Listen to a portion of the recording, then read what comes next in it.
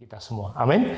Nah, pada hari ini saya ingin berbagi daripada firman Tuhan pada saudara sebagaimana tema yang telah diberikan pada saya tentang family, tentang keluarga. Saya beri judul khotbah saya hari ini Trust, Openness, and Intimacy.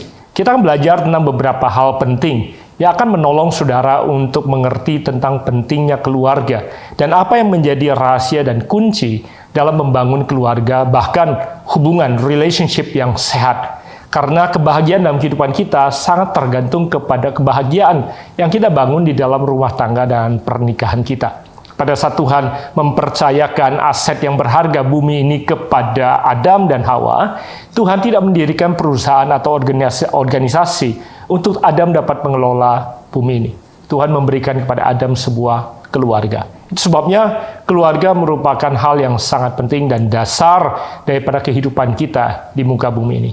Apakah seseorang mampu mengerjakan dan menjalankan kehidupan dengan baik, dapat menghasilkan dengan baik dalam kehidupan, dapat memberi dampak atau tidak, sangat tergantung kepada kehidupan yang dibangunnya di dalam sebuah keluarga.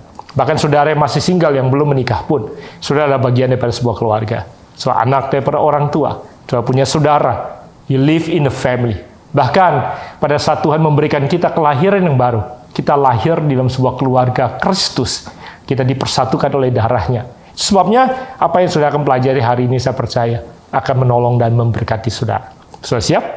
Karena saya beri judul pembelajaran firman Tuhan hari ini, Trust, Openness, and Intimacy, pasti saudara dapat bisa menebak ada 3 kata kunci yang sangat penting yang saya akan bagikan pada saudara daripada inti daripada apa yang saya ingin bagikan. 3 kata kunci itu tadi adalah trust, openness, dan intimacy. Karena saya yakin ketiga kata kunci ini juga yang akan menentukan keindahan dan keharmonisan dalam pernikahan, dalam rumah tangga, dan dengan keluarga yang saudara bina, atau saudara yang belum menikah juga akan menentukan relationship yang saudara bisa bangun dalam kehidupan. Friendship is a relationship. Business partnership is a relationship. Kehidupan kita dibangun di atas hubungan yang kita bina dalam kehidupan. Setiap kali Tuhan ingin membawa kita naik, Tuhan membawa seseorang datang dalam kehidupan kita untuk menjalin hubungan. Dan hubungan itu bisa membawa kita naik. Demikian juga sebaliknya, apabila iblis ingin menjatuhkan kehidupan kita, seringkali dia juga membawa seseorang dalam kehidupan kita, dan ada hubungan yang salah yang terjalin, yang kemudian menyebabkan kehidupan kita terperosok. Sebelum kita belajar lebih lanjut, saya ingin katakan beberapa hal yang penting yang mungkin saudara perlu catat.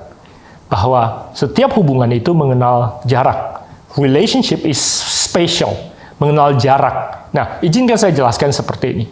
Dalam setiap hubungan, ada jarak yang dapat diukur, mengukur kedekatan antara kita dengan seseorang. Ada beberapa istilah yang saya ingin pakai untuk menggambarkan jarak yang saya maksud. Yang pertama, ada orang yang kita kenal yang kita sebut sebagai kenalan, acquaintance. Kemudian ada orang yang lebih dekat daripada sekedar kenalan, yang kita sebut sebagai teman. Mungkin dengan orang ini kita bertukar informasi yang lebih jauh, tapi tidak lebih daripada sekedar seorang teman. Nah, ada orang yang lebih dekat daripada seorang teman dengan kita, yang kita sebut sebagai sahabat. Dengan seorang sahabat, kita mulai berbagi, bercerita tentang hal-hal yang lebih pribadi sifatnya. Ada informasi-informasi yang tidak kita bagikan pada seorang teman. Saya percaya apa yang kita akan pelajari pada hari ini berkaitan dengan 3 kata kunci ini akan menolong saudara membangun hubungan dan termasuk pernikahan yang sangat kuat. Nah, kata kunci yang pertama adalah trust, rasa percaya. Trust is the foundation in any relationship. Rasa percaya adalah dasar fondasi dari setiap hubungan. Hubungan persahabatan, hubungan pekerjaan, relasi, termasuk hubungan pernikahan. Nah, saudara harus mengerti bahwa trust, rasa percaya tidak datang dengan tiba-tiba. Rasa percaya bukan sesuatu yang saudara bisa berikan tanpa syarat. Saudara tidak bisa meminta seseorang untuk percaya pada saudara tanpa saudara melakukan sesuatu. Demikian juga saudara tidak mungkin bisa menuntut seseorang percaya pada saudara tanpa saudara melakukan apa yang seharusnya saudara lakukan. Saya temukan di dalam kehidupan ada banyak sekali seseorang tidak mengerti atau banyak sekali orang yang tidak memahami apa dasar dan bagaimana rasa percaya bekerja. Ada banyak orang menuntut untuk dipercaya, tapi mereka tidak melakukan apa yang seharusnya mereka lakukan, yang menyebabkan mereka pantas dan layak untuk dipercaya. Demikian juga sebaliknya, ada banyak sekali orang yang mudah sekali percaya pada orang lain, tanpa memahami mengapa dia mempercayai pribadi tersebut. Nah, tanpa saudara menyadari dan mengerti dasar daripada rasa percaya, bagaimana membangun kepercayaan di dalam kehidupan, bagaimana melindungi kepercayaan dalam kehidupan. Jadi pertanyaannya adalah bagaimana saudara membangun rasa percaya dan bagaimana saudara memberi kepercayaan pada orang lain. Saya senang sekali saudara bertanya, karena ini adalah pelajaran pertama yang sangat penting yang kita akan pelajari. Yesus berkata bahwa barang siapa setia dalam hal yang kecil, maka dia akan dipercayakan perkara-perkara yang lebih besar. Nah, kata setia di situ, bahasa Greka atau Yunani yang memakai kata pistos, yang dapat diterjemahkan bukan hanya setia, tetapi bertanggung jawab. Dengan kata lain, Yesus berkata, apabila engkau ingin dipercaya, maka engkau harus menunjukkan kesetiaan dan tanggung jawab. Nah, saya mempelajari dalam kehidupan bahwa rasa percaya dan kepercayaan tidak kita berikan pada seseorang dengan cuma-cuma. Kita hanya memberikan kepercayaan pada seseorang apabila pribadi tersebut menunjukkan kesetiaan dan tanggung jawab. Dengan kata lain, pribadi yang bertanggung jawab dan pribadi yang setia ini juga bukan pribadi yang sempurna. Memang kita percaya pada seseorang bukan karena pribadi tersebut sempurna dan tidak bercacat celah dan tidak pernah melakukan kesalahan. Namun, setiap kali pribadi tersebut melakukan kesalahan, pribadi tersebut selalu bertanggung jawab dan setia untuk menanggung konsekuensi daripada kesalahan yang dia buat. Akibatnya, walaupun pribadi tersebut tidak sempurna, dia tidak kehilangan rasa percaya yang pernah kita berikan kepada pribadi tersebut. Apabila saya minta saudara untuk mencari satu nama atau dua nama dalam kehidupan saudara, seseorang yang saudara percaya tanpa syarat. Dan kemudian kalau saudara temukan nama-nama tersebut, saya ingin saudara bertanya pada diri saudara sendiri, mengapakah saudara percaya pada pribadi-pribadi tersebut? Semakin banyak nama yang muncul, semakin menunjukkan hubungan yang saudara miliki itu sangat amat kaya. Saya berharap salah satu nama yang muncul apabila saudara menikah adalah pasangan hidup atau pasangan pernikahan saudara. Nah, apabila saudara menemukan nama-nama itu, tanyakan pada diri saudara sendiri, mengapakah saudara percaya pada mereka? Saya yakin kalau saudara menelusuri alasan di balik mengapa saudara percaya pada mereka, saudara tidak akan temukan bahwa saudara percaya pada mereka karena mereka pintar, pendidikan tinggi, atau latar belakang ekonominya, atau karena tampak atau kecakapannya, keindahannya, atau cantik, gantengnya. Saudara akan datang kepada hal-hal yang sangat mendasar seperti yang baru saja kita pelajari apa yang Yesus katakan. Saya percaya pada pribadi tersebut karena mereka setia, karena mereka tanggung jawab, karena mereka konsisten, karena mereka persisten. Itu semua adalah hal-hal yang berakar dari kata yang sama, yaitu pistos. Apabila sudah mengerti kebenaran ini, maka sudah harus menyadari bahwa untuk bisa mempertahankan dan memiliki rasa percaya dan rasa saling percaya dalam setiap hubungan, maka pihak-pihak yang terlibat di dalam sebuah hubungan itu harus saling bertanggung jawab, mempertahankan kesetiaan. Sayangnya dalam kehidupan kita tidak selalu menemukan bahwa pasangan kita, atau sahabat kita, atau teman yang dengannya kita membangun hubungan, rela untuk membayar harga, untuk mempertahankan kesetiaan dan tanggung jawab yang ada di dalam kehidupan kita. Dalam sebuah pernikahan, rasa saling percaya adalah salah satu dasar terpenting. Itu sebabnya apabila di dalam sebuah hubungan pernikahan, sudah ada hal-hal yang mencederai rasa saling percaya yang ada, maka salah satu tugas utama kita adalah memulihkan rasa percaya tersebut. Nanti di bagian berikutnya saya akan menolong saudara untuk berbicara tentang bagaimana kita memulihkan atau menyelesaikan konflik yang ada di dalam hubungan yang telah mencederai hubungan yang ada. Nah, prinsip yang kedua dan kata kunci yang kedua adalah openness, keterbukaan. Selain rasa saling percaya yang sangat kita butuhkan dalam hubungan yang kita bina, keterbukaan juga merupakan salah satu kata kunci yang mendasar yang harus ada di dalam setiap hubungan. Keterbukaan yang akan menolong kita untuk lebih mudah untuk saling percaya. Saya yakin saudara tidak akan bisa percaya kepada seseorang yang saudara ketahui sedang menyimpan sesuatu daripada saudara, bukan? Nah, itu sebabnya keterbukaan itu sangat penting. Pada waktu Tuhan menciptakan Adam dan Hawa, dikatakan mereka keduanya telanjang, terbuka satu sama lainnya. Keterbukaan juga yang akan membuat kita bukan hanya saling percaya, tetapi saling menerima dan saling mengasihi. Tahukah saudara bahwa lawan daripada kasih atau lawan daripada cinta bukan benci? Seringkali orang yang masih membenci itu sebenarnya masih sangat sayang dan masih sangat cinta. Lawan dan musuh daripada cinta bukan benci. Benci adalah rasa cinta dan rasa sayang yang tidak dibalas, yang menyebabkan seseorang kemudian terluka dan kecewa akibat keputusan dan rasa sayang yang diambil. Musuh dan lawan kata daripada cinta adalah tidak peduli. Dalam setiap pernikahan, apabila sudah temukan ada salah satu pasangan yang sama sekali tidak lagi peduli, justru itu yang sangat mengkhawatirkan. Apabila masih ada perdebatan, apabila masih ada konflik, ada pertentangan, dan bahkan sebenarnya ada kebencian dan kekecewaan, sebenarnya rasa sayang dan rasa cinta masih sangat kental dan kuat di dalam hubungan tersebut. Tetapi sebaliknya, dalam setiap hubungan yang mana kedua pasangan tersebut tidak lagi berantem, tapi saling diam saja dan saling tidak peduli dan tidak lagi mengabaikan satu dengan yang lainnya, justru di dalam pasangan tersebutlah rasa sayang dan cinta sudah mati. Pertanyaannya adalah bagaimana saudara menjaga hubungan yang sudah miliki agar tidak terperosok ke dalam keadaan di mana saudara tidak lagi saling peduli kepada satu dengan yang lainnya. Saya senang sekali saudara bertanya. Disinilah kita akan belajar. Nah, untuk menyelesaikan setiap konflik yang berkelanjutan, yang menyebabkan dua pasangan ini sama-sama capek dan lelah dan tidak lagi punya kekuatan untuk membetulkan atau memulihkan hubungan tersebut, ada beberapa prinsip dasar yang saudara perlu ingat, yang saya yakin akan menolong saudara dalam memulihkan setiap konflik yang saudara hadapi, bukan hanya dalam pernikahan, termasuk dengan saudara kandung saudara, dengan orang tua, or in any kind of relationship. Ini adalah prinsip Conflict Management 101, dasar menyelesaikan konflik yang paling sederhana saudara bisa ingat. Nah, ada 3 kata kunci yang harus saudara ingat dan harus saudara tangani setiap kali saudara mau menyelesaikan konflik. Setiap pasangan yang sudah saling tidak mau bicara dan saling tidak lagi mau membetulkan hubungan mereka, harus diawali dengan langkah yang pertama. Langkah yang pertama adalah bicara soal fakta, facts. Yang pertama saudara harus bicara tentang fakta, apa yang terjadi.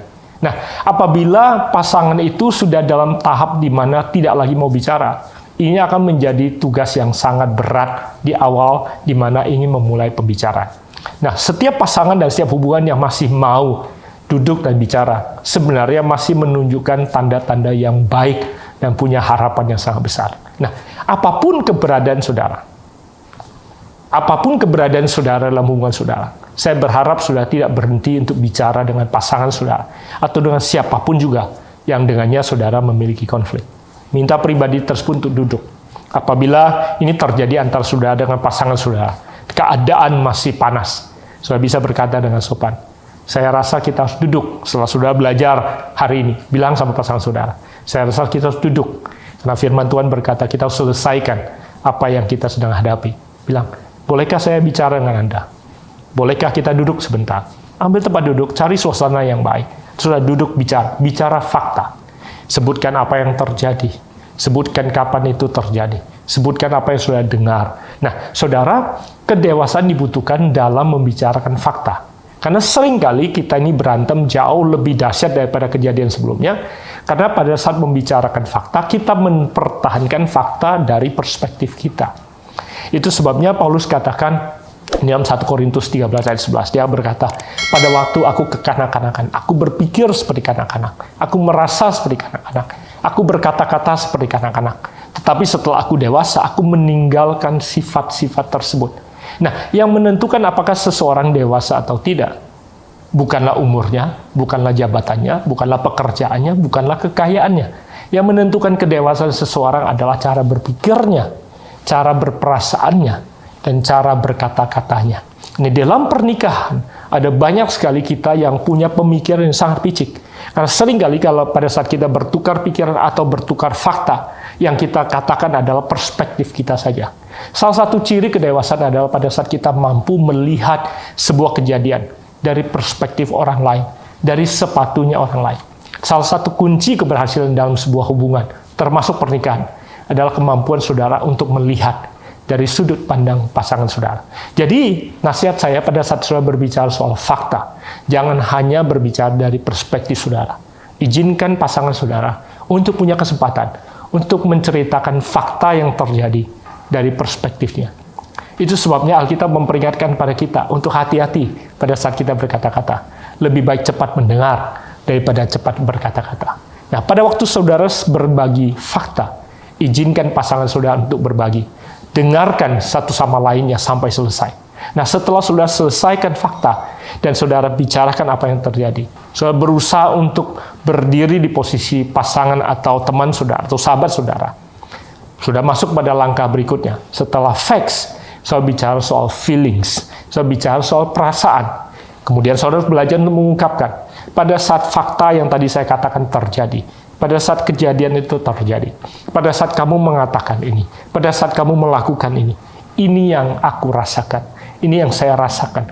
Saya rasa kecewa, saya rasa terluka, saya rasa marah, saya merasa direndahkan, saya merasa tidak diperhatikan. Nah, saudara harus belajar untuk mencari kosakata yang tepat untuk mengungkapkan apa yang saudara rasakan. Karena diam saja tidak menyelesaikan masalah. Saya temukan ada banyak pasangan yang kemudian memilih diam saja, atau bisa juga karena pada saat mengungkapkannya kemudian dilawan dan diserbu, diserang dengan fakta-fakta yang lain. Itu seperti ibaratnya dua anak kecil yang sedang berantem, mempergunakan fakta mereka masing-masing. Ingat, tujuan kita adalah membangun kebersamaan, keterbukaan. Jadi, ceritakan apa yang saudara rasakan. Nah, pada saat pasangan saudara menceritakan perasaan dia, jangan diserang dengan fakta saudara, jangan diserang dengan perspektif saudara. Itu, sekali lagi, adalah dua anak kecil yang sedang saling menyerang dengan perspektif masing-masing. Dengarkan perasaan dia, coba rasakan perasaan dia, coba berdiri di sepatu dia, seandainya saudara menjadi seperti dia. Saling mengerti perasaan satu sama yang lain. Setelah fakta, setelah perasaan, baru kemudian saudara pergi ke F yang ketiga, future possibilities. Kedepannya seperti apa? Saudara bicarakan masa depan. Kalau begitu, masa depan di masa yang akan datang, setiap kali kalau saya mengatakan ini, kamu merasakan itu, saya akan mengubahnya kalau begitu.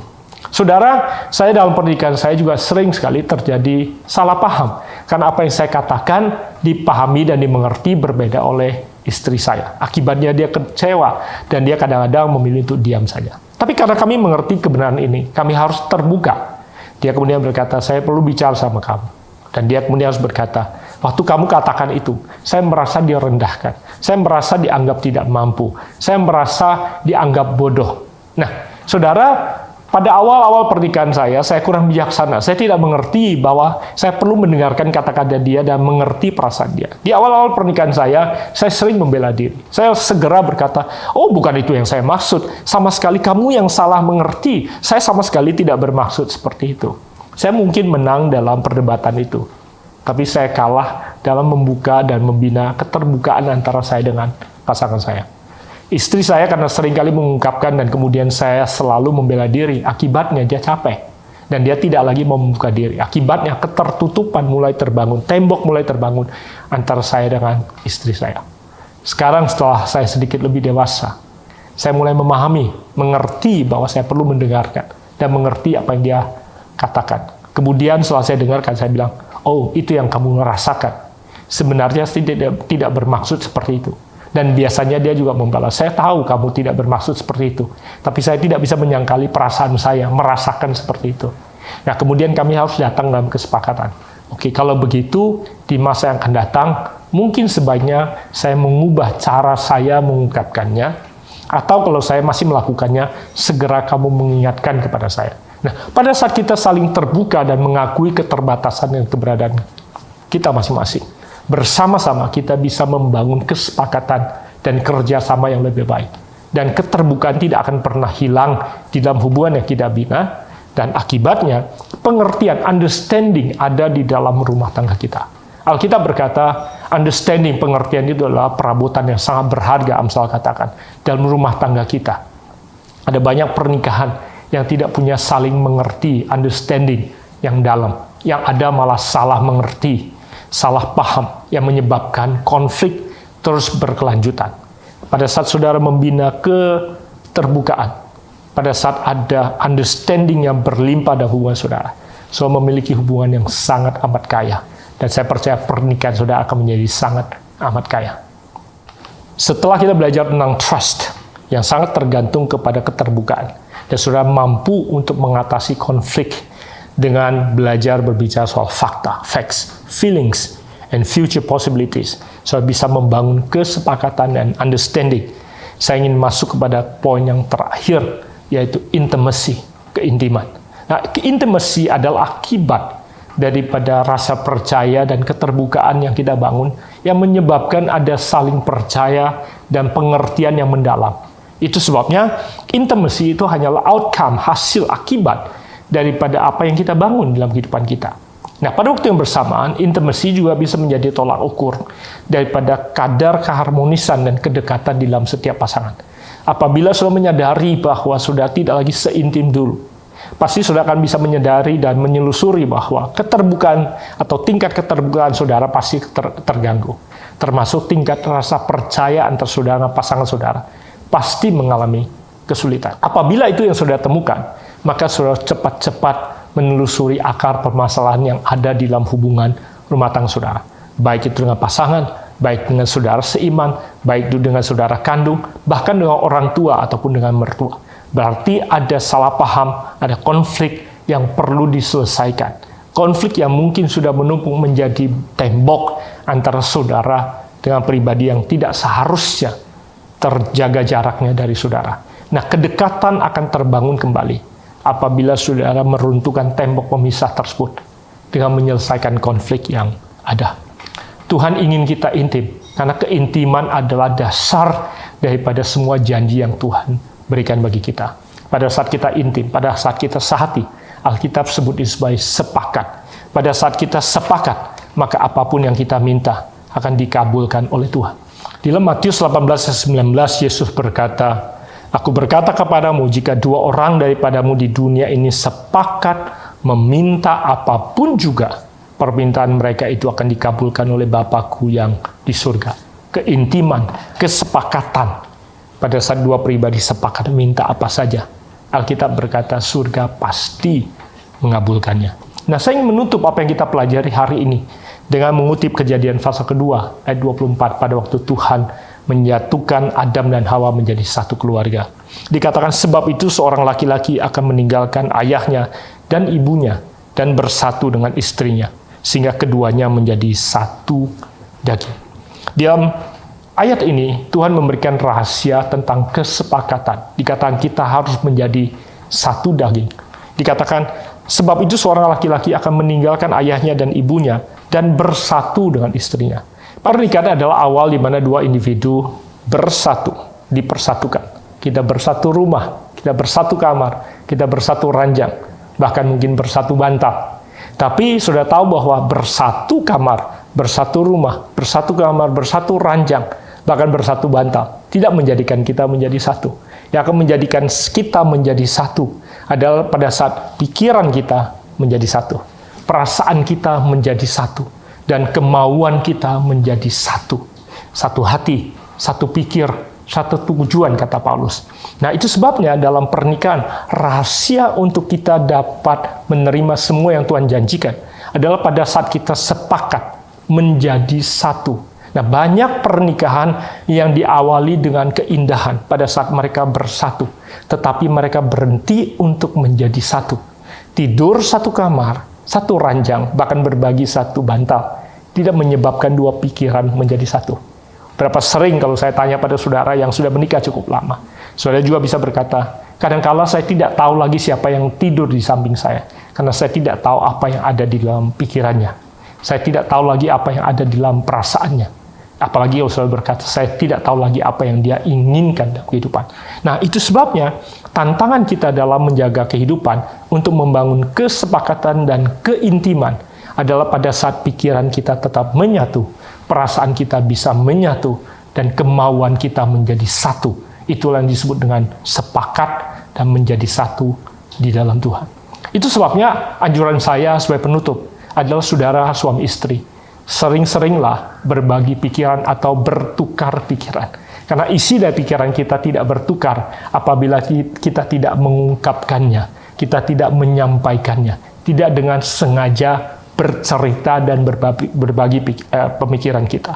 Apabila saudara bekerja di dalam dunia yang berbeda dengan istri saudara, tantangannya menjadi semakin besar. Tetapi bukan berarti saudara tidak bisa melakukannya. Berbagi dan bertukar pikiran. Demikian juga berbagi perasaan, dan kemudian saling berbagi mimpi dan keinginan yang saudara mimpikan. Salah satu ciri pada pasangan dan pernikahan yang hidup adalah pada saat pasangan itu bersama-sama masih menatap ke depan, punya mimpi-mimpi yang indah di masa depan mereka. Itu sebabnya kisah para rasul berkata, pada saat roh Tuhan yang hidup itu turun ke atas anak manusia, yang muda akan mendapatkan penglihatan, yang tua akan mendapatkan mimpi, dan mereka akan bernubuat. Saudara, mimpi, visi, dan nubuatan semua bicara soal masa depan. Pada saat seseorang dipenuhi oleh roh yang hidup, pada saat sebuah pernikahan dipenuhi oleh roh yang hidup, maka mereka akan penuh dengan visi dan mimpi, dan mereka memperkatakan hal-hal yang baik untuk masa depan mereka. Saudara, saya berdoa supaya saudara semakin intim, karena sudah berhasil membangun kesepakatan, dan sudah membangun itu berdasarkan rasa saling percaya, dan keterbukaan yang ada di dalam hubungan dan pernikahan yang saudara miliki. Apa yang saya bagikan ini bukan hanya akan berlaku dan menolong saudara dalam menjalankan pernikahan saudara, tetapi juga akan memberkati hubungan bisnis saudara, relasi saudara, dan setiap hubungan yang saudara bina dalam kehidupan. Dan saya percaya pada saat saudara mempraktikkan kebenaran firman Tuhan, kebaikan dan anugerah daripada Tuhan akan berlimpah saudara cicipi dalam kehidupan saudara. Amin. Mari kita berdoa bersama-sama. Bapa di surga, terima kasih untuk apa yang telah kami terima dan kami dengarkan. Hamba berdoa supaya apa yang kami pelajari pada hari ini tidak hanya sekedar menjadi informasi yang berharga. Hamba berdoa supaya setiap jemaatmu yang ada di GBI Philadelphia, Makassar, bukan hanya menjadi seorang pendengar firman, tetapi mereka menjadi pelaku firman.